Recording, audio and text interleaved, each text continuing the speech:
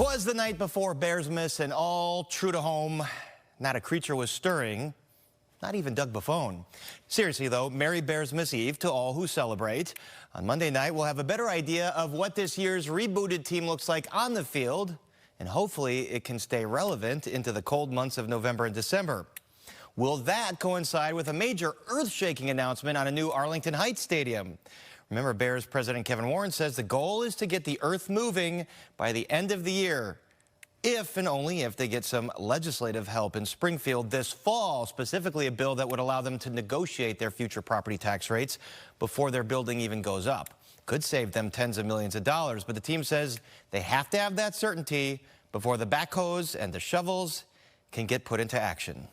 All we need is property tax certainty, and we're not trying to avoid paying taxes. We absolutely will pay taxes, but we want to just have certainty.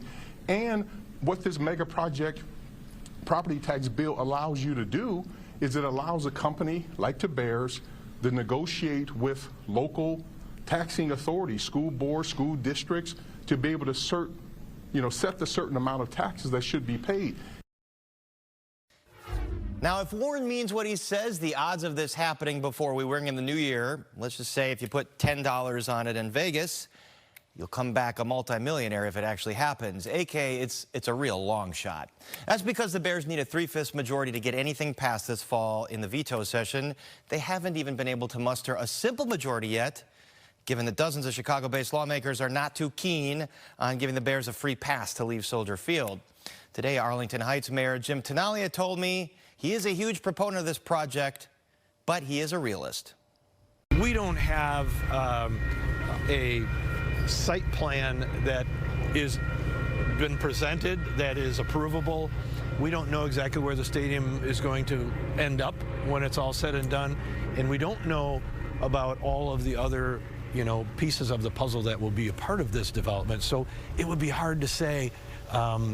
It would be impossible to have shovels in the ground for foundation work without the approval from our community.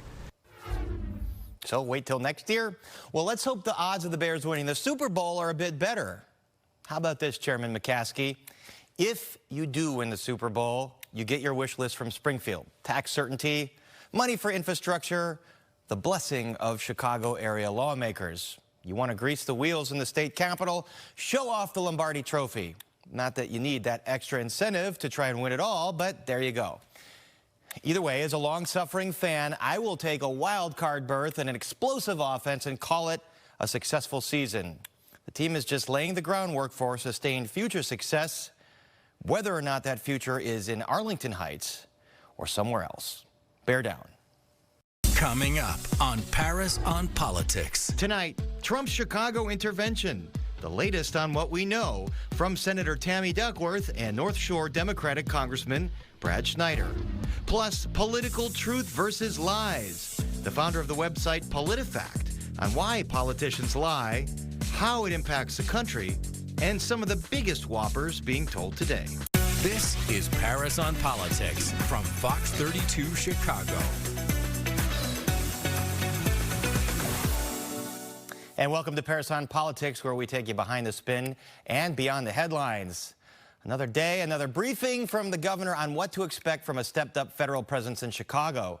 The Trump administration has still been unclear whether or not federal guard troops are getting ready to be deployed. But the governor said if they do, the first stop is court. If National Guard or other military troops are deployed to the city of Chicago, immediately go to court. So that's going to be our first line of defense, is getting a court to issue a TRO or other injunction against that activity. And joining us now is Illinois Democratic U.S. Senator Tammy Duckworth from the Hill in Washington, D.C. Senator Duckworth, thanks for talking to us. You heard the president say we're going in. Then the Vice President J.D. Vance say there's no immediate plans to send in the National Guard. Are you privy to any plans from the Department of Defense one way or another here?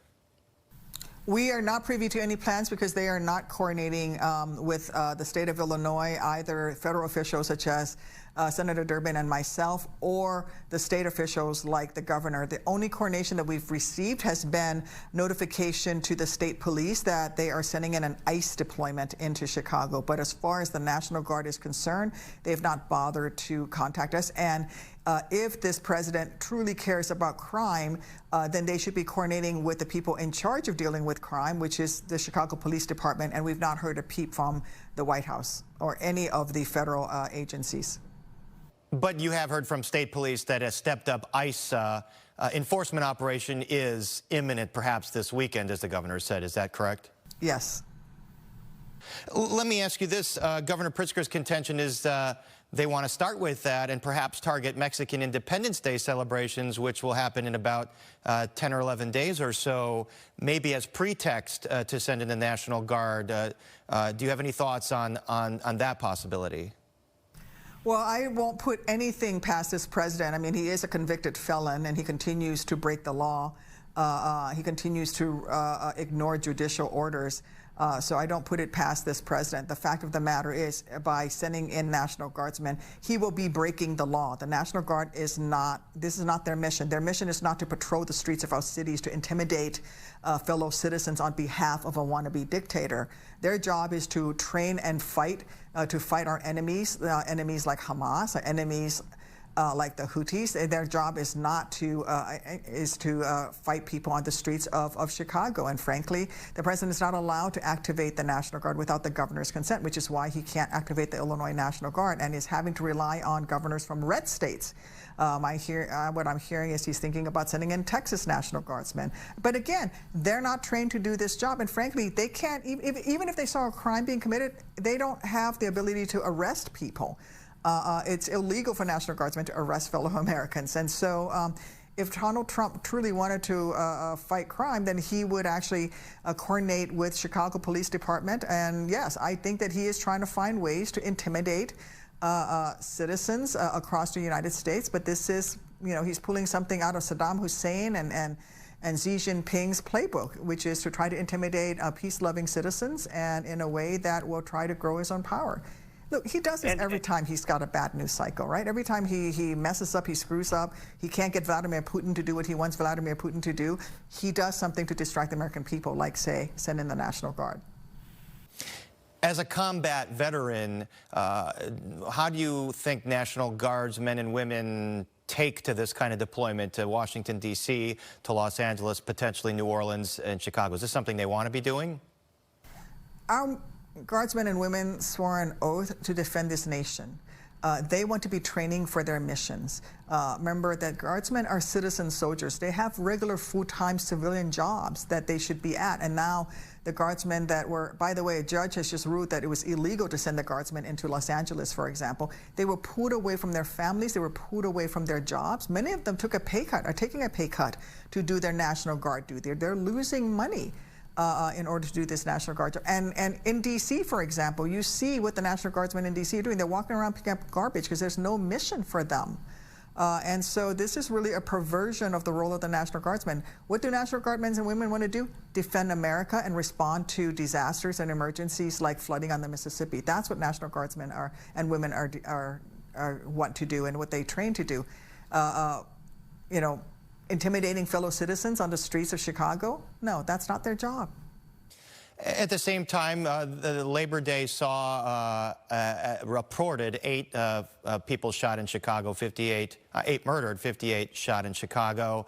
Although overall crime has been down this year, is this an opportunity for Democrats, for the governor, for you and Senator Durbin to say, okay, President Trump, why don't you spend the money you would have spent on the National Guard on things like ATF agents, prosecutors, more police officers?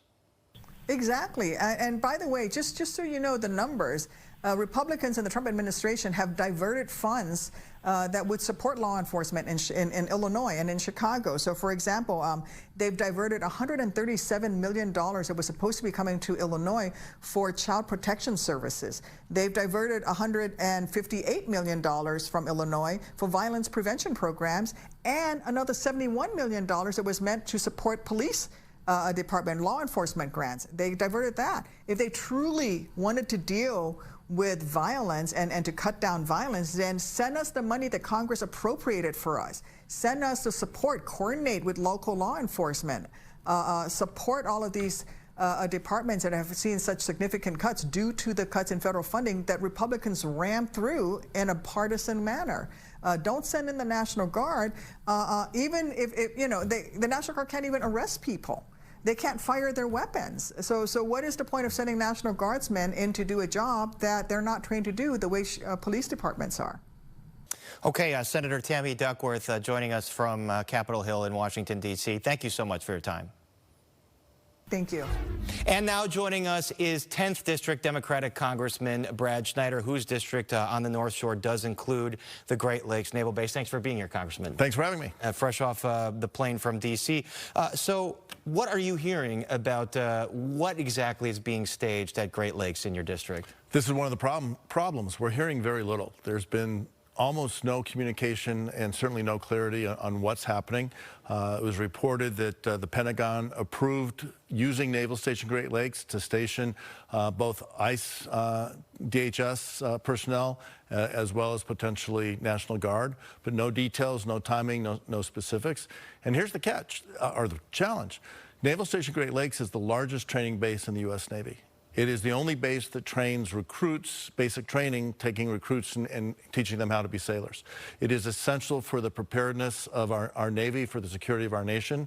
And anything the administration is doing for political purposes that might undermine that mission threatens the security of the entire country. Are you worried that that could undermine that mission? It could take up space. It could take up facilities. I'm very worried. It could take up space. It causes a distraction. Every week there's a graduation. Upwards of 1,000 sailors graduate boot camp. Their families come for that celebration. And from there, those sailors go to their next training school before going out and being deployed around the world.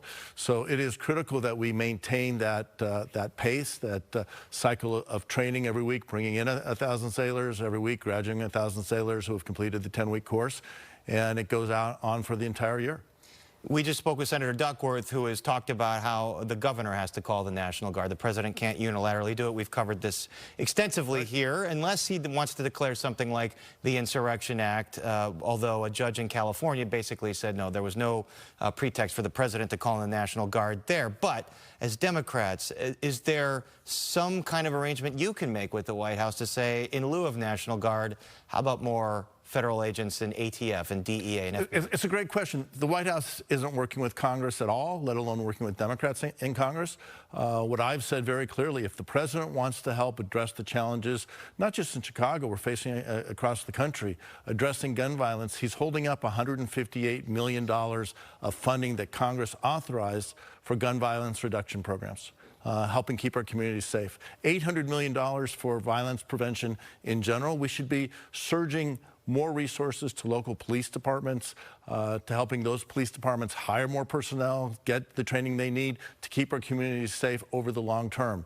We can invest in the programs that will provide young kids alternatives, keep them off the streets, out of gangs, making our communities more safer. These are the long-term solutions that we should be talking about, that Congress has authorized funds for. Instead, the president is using his platform, using his power or his perceived power to terrorize our communities, to threaten states that he disagrees with. He sees it as a Republican-Democratic divide.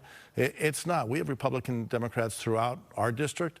Every one of them deserves to live in a healthy and safe community, and we're working to make sure that they get the care and the support that they need. And the reports are, and Vice President Vance seemed to indicate that this operation right now is solely focused on ICE agents and immigration.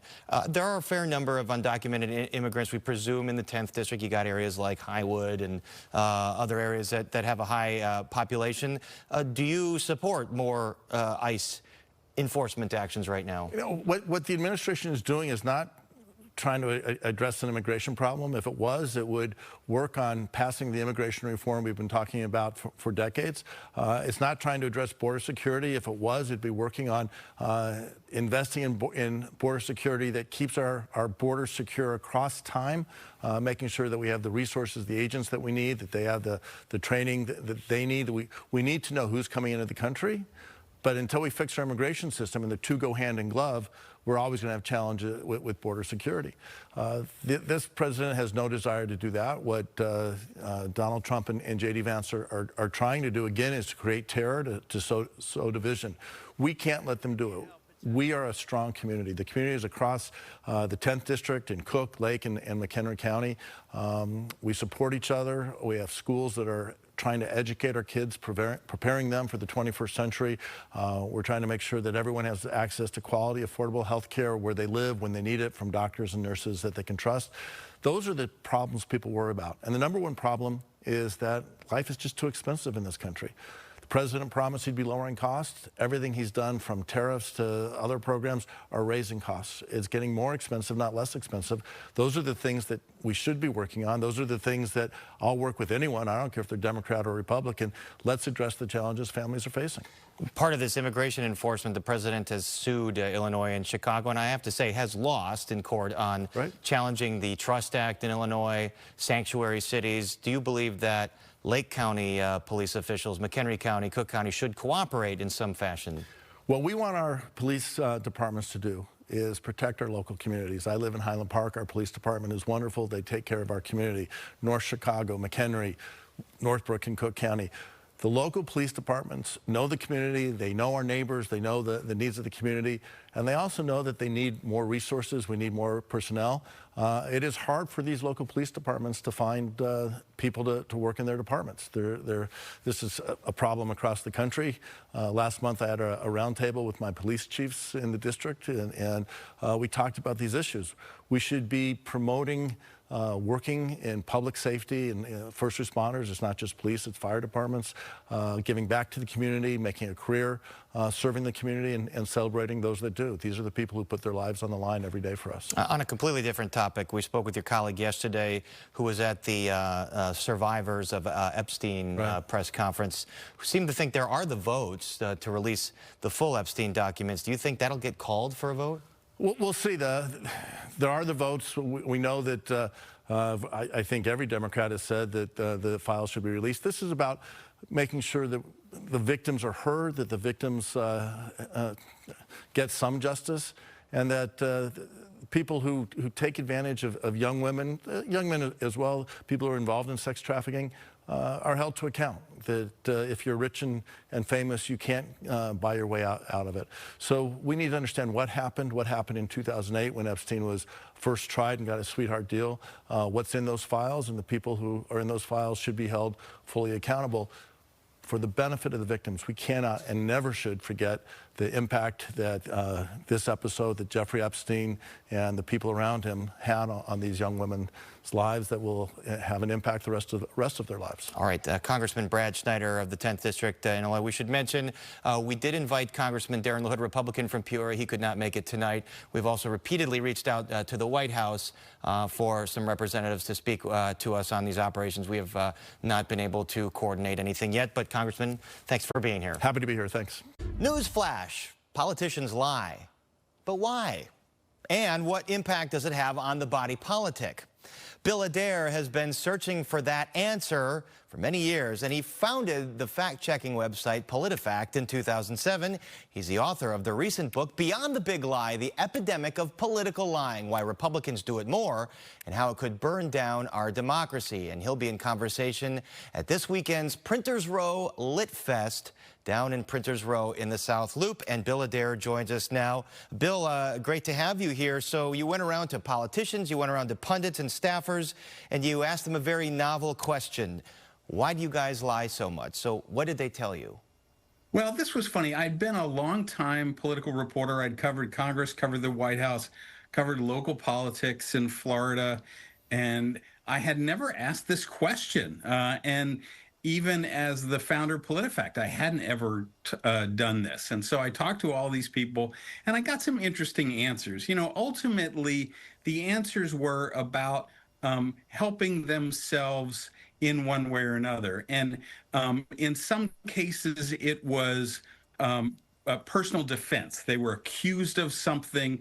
The person they worked for was accused of something, and so they had to deny something. That would have been a case like Bill Clinton. You know, no, I didn't do it. In other cases, it was a calculation to lie because it would help them score points with their base. And that was the case with a lot of the campaign lies, lying about an opponent, lying in a campaign ad.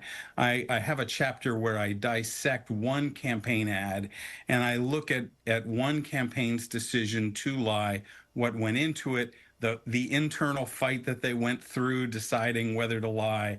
And basically my favorite quote from Stu Stevens, a Republican consultant, was, "Hey, this is not a white paper," and they just made the decision, we're going to do it. So I really enjoy doing this. It's a book that's a collection of stories about lying. It's not a big academic book. It's case studies about lying. The anatomy of a lie, right there in your book. So as journalists, it's very difficult to determine if someone's lying or if they simply don't know and they misstated something or it's a half-truth. So what is the answer here to combat this epidemic of lying, as you call it in politics?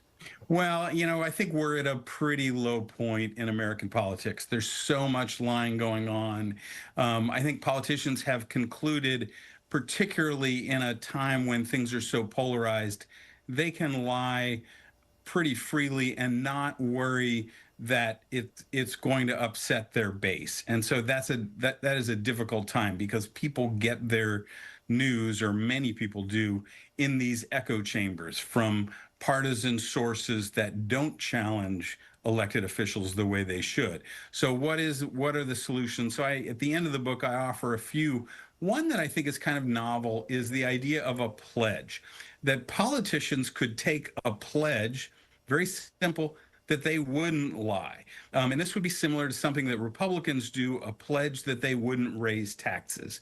And I think politicians should challenge each other to take that pledge. It's something that really both parties should embrace, and then challenge each other to follow. And this is something that the Americans for Tax Reform has sort of branded, and Republicans support. Why not support this idea? And it's not just...